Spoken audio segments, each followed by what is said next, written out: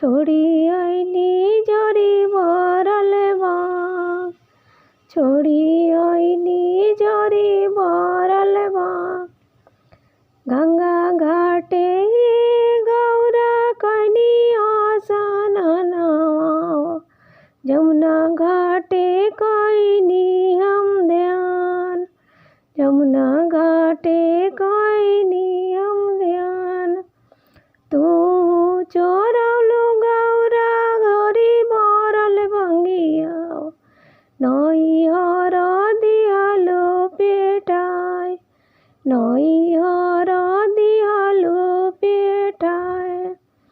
पापा दरिद्र तोहर भैया निरधनवा, पेठाइलो नैहर जोरी भरल बा। पापा दरिद्र तोहर भैया निरधनवा, पेठाइलो नैहरवा जोरी भरल बा। हेतना वचन गौरा सिनुयो ना पवली, हनी दिहली बजरा के वार, हनी दिहली बजरा के वार।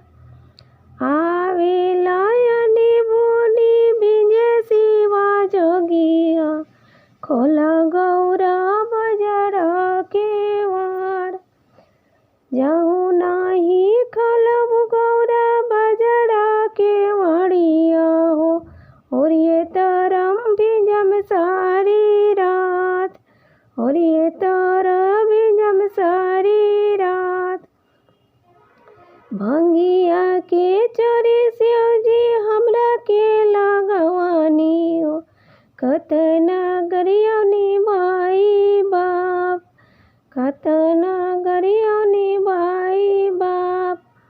बाप कमन मुहे शिवजी खोले के मड़िया हो, तनिको नहीं आवे रौरा लाज, तनिको नहीं आवे रौरा लाज।